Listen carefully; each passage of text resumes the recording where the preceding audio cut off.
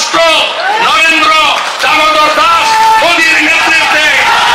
মির্জা ফখরুল কইছে না পশ্চিমা শক্তি বিএনপি ক্ষমতা দেখতে চায়, মনে আছে না? আবার শোনেন। বিএনপিকে দেখতে চায় এখন আন্তর্জাতিক বিশ্ব এবং বাংলাদেশের মানুষ। আচ্ছা, আপনাদের মনে ইচ্ছা আছে না ভারত কাকে বাংলাদেশে ক্ষমতায় দেখতে চায়? আমি আজ দেখামো ভারত কাক ক্ষমতার দেখতে চায়। কোন ষড়যন্ত্র তত্ত্ব না, একেবারে ফ্যাক্ট দিয়ে দেখামো ইন্ডিয়া কাক ক্ষমতার দেখতে চায়। তাহলে আমগারে কোনটি দেখা লাগবি? যে দেখা লাগবি ইন্ডিয়া মিডিয়ায়, ইন্ডিয়ান বুদ্ধিজীবীদের কথায়, ইন্ডিয়ান পলিটিশিয়ানদের কথায়, তাদের ডিপ্লোম্যাটিক ভাষায়, আর দেখা লাগবি আন্তর্জাতিক থিঙ্ক ট্যাঙ্কের নিরপেক্ষ বক্তব্যে। আসেন দেখি ইন্ডিয়ান মিডিয়া থিঙ্ক ট্যাঙ্কি কি করছে। থিঙ্ক ট্যাঙ্কি শুনলে আমার আবার গুয়ের থ্যাঙ্কের কথা মনে হয়ে যায়।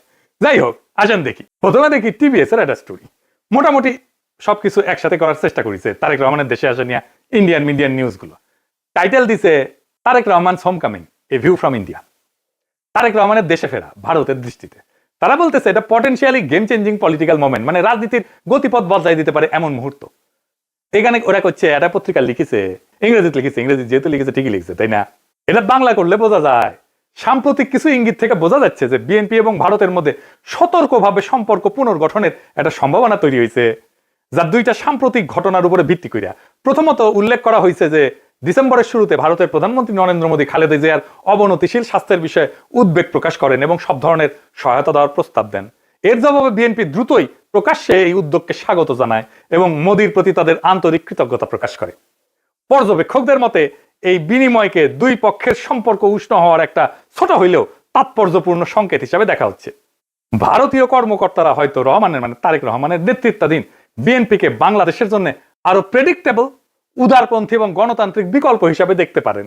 এইবার আমরা সুবীর ভৌমিকের বক্তব্যটা দেখে আসি। হ্যাঁ, ভারত বাংলাদেশে কোন সরকার চাইবে? খুব সোজা উত্তর আমি তোমায় দিয়ে দিচ্ছি। Awami League is not in election, next best option is BNP, obviously not Jamaat. তারা অলরেডি 50 লাখ লোক নিয়ে জেহার টেয়াদের হুমকি দিচ্ছে। ফলে জামাত অবভিয়াসলি ইন্ডিয়া চাইবে না। অত অনেক কথা, ডিপ্লোম্যাটিক কথা বলতে পারবে। কানেকশনটা হচ্ছে 71। আমরা একসাথে, আমার সৈন্য এবং মুক্তিযোদ্ধারা রক্ত ঝরিয়েছে, সেই সুবাদে Awami League. This is the historical fact. তো এই জায়গাতে হঠাৎ করে আজকে অন্য কিছু ডাইনামিক্স চলে আসবে, এটা তো আশা করাটাও ভুল। কিন্তু যে গভর্নমেন্ট আসবে তার সাথে ইন্ডিয়াকে তো ডিল করতে হবে। দেখেছেন?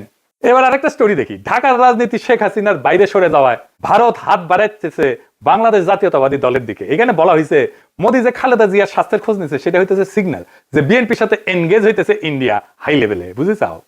ডেকান হেরাল্ডে কয়া হইতেছে বাংলাদেশে শেখ হাসিনার বিকল্প হিসাবে তারেক রহমানের বিএনপির দিকে ঝোঁকের ইঙ্গিত দিচ্ছে ভারত। তো এই যে সম্পর্ক, এটা অনেক আগে থেকে শুরু হয়েছিল। এইটা ইন্ডিয়ান ফরেন মিনিস্ট্রির ব্রিফিং এ একটা প্রশ্ন ওঠে, একজন জার্নালিস্ট এটা প্রশ্ন করে। এইটা প্রথম আলো রিপোর্টেই আসছে। এটা বলতেছে একজন সাংবাদিক প্রশ্ন করেন 2018 সাল থেকে ভারত লন্ডনে অবস্থানরত বিএনপির নেতৃত্বের সঙ্গে যোগাযোগে ছিল এমন প্রতিবেদন বিষয়ে, পাশাপাশি বিএনপির কোন নেতা বাংলাদেশে ফেরার আগে ভারতের ক্লিয়ারেন্স নিয়ে কি কোনো আলোচনা হয়েছিল কিনা এ বিষয়ে প্রশ্ন করে। বিএনপির প্রিয় প্রথম আলোতেই এটা আছে। এটা এমনকি ইন্ডিয়ার ফরেন মিনিস্ট্রির ওয়েবসাইটও আছে এই আলাপটা। আরেকটা রিপোর্ট করেছে ইকোনমিক টাইমস। এটি করছে নতুন সমীকরণের প্রেক্ষাপটে খালেদা জিয়ার ভারতের প্রতি রাজনৈতিক উত্তরাধিকার নরম হয়েছে। এটা ইংরেজিটা খটোমটো হয়েছে, মানে খালেদা জিয়ার উত্তরাধিকারী ভারতের প্রতি নরম হয়েছে। ডিপ্লোম্যাট একটা রিপোর্ট করেছে, জিয়ার জন্য মোদী আন্তরিক প্রার্থনা জানিয়েছেন এবং বলছেন যে ভারত বিএনপি চেয়ারপারসনকে, যিনি সংকটজনক অবস্থায় আছেন, সম্ভব সব ধরনের সহায়তা দিতে প্রস্তুত।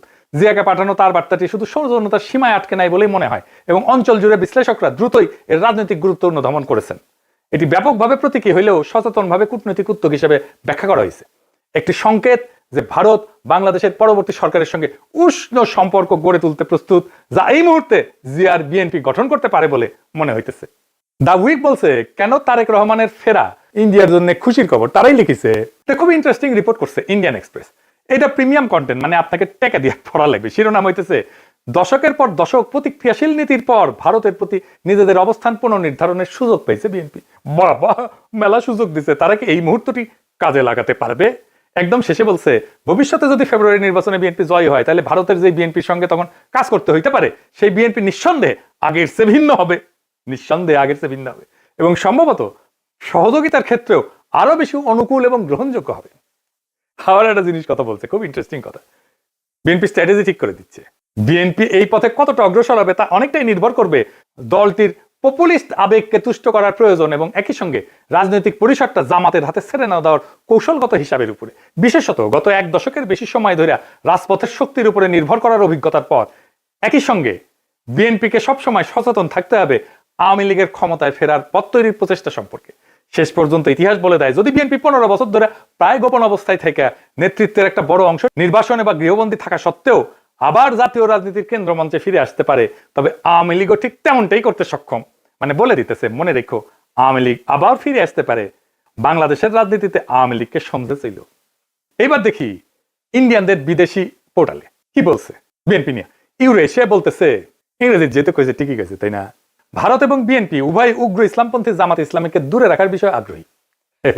এর লক্ষ্য হইল ভারত বাংলাদেশের সাথে ক্ষতিগ্রস্ত সম্পর্ক পুনর্গঠন করা এবং নিষিদ্ধ আওয়ামী লীগের রাজনৈতিক বৈধতা পুনঃপ্রতিষ্ঠার জন্য একটা সুযোগ সৃষ্টি করা। বুঝতে চাও? মানে আওয়ামী লীগকে আবার ফিরে আনার সুযোগ সৃষ্টি করার জন্য বিএনপির সাথে কাজ করবে ইন্ডিয়া। এবার দেখে আন্তর্জাতিক সংস্থার রিপোর্ট, ইন্টারন্যাশনাল ক্রাইসিস গ্রুপ, এটা একটা স্বাধীন অলাভজনক প্রতিষ্ঠান, আন্তর্জাতিক সংস্থা বলে বলা হয় আর কি। এটা নিরাপত্তা বিশ্লেষণ করে, রাজনৈতিক অস্থিতিশীলতা নিয়ে রিপোর্ট ছাপে, বিশ্বজুড়ে সংঘাত এটা নিয়ে রিপোর্ট ছাপে। তারা গবেষণা করে, মাঠ পর্যায়ে তথ্য কূটনৈতিক নেটওয়ার্ক বিভিন্ন দেশের রাজনৈতিক পরিস্থিতি নিয়ে রিপোর্ট প্রকাশ করে। এবং এই ইন্টারন্যাশনাল ক্রাইসিস গ্রুপ ভারতের উপর নিয়মিত রিপোর্ট প্রকাশ করে, বিশেষ করে কাশ্মীর, দক্ষিণ এশিয়ার নিরাপত্তা, ভারত পাকিস্তান সম্পর্ক, মানবাধিকার এবং আভ্যন্তরীণ রাজনৈতিক উত্তেজনা নিয়ে। এরা লিখিচ্ছে এটিও মনে হয় যে বাংলাদেশের রাজনৈতিক শক্তিগুলোর মধ্যে এই দলটি ভারতীয় স্বার্থ এবং উদ্বেগকে সম্মান জানাতে সবচেয়ে বেশি আগ্রহী ও গ্রহণযোগ্য অবস্থানে রয়েছে।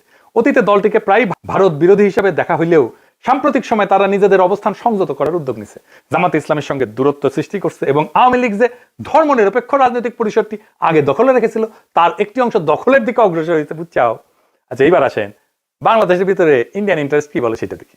বাংলাদেশে কারা ভারতের স্বার্থ রক্ষাকারী? বাংলাদেশের দুইটা পত্রিকা মূলত ভারতের স্বার্থ রক্ষাকারী, বন্দের আলো আর দিল্লি স্টার।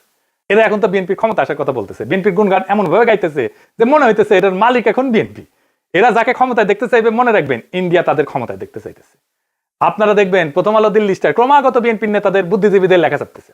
আপনি দেখতে থাকবেন, এরপরে শুরু হবে যারা এতদিন আওয়ামী লীগের পক্ষে লিখতো, সোহরাব হোসেন ইত্যাদি। মিজানুর রহমান তো মারা গেছে, সে থাকলে আর সেও লেখা শুরু করতো।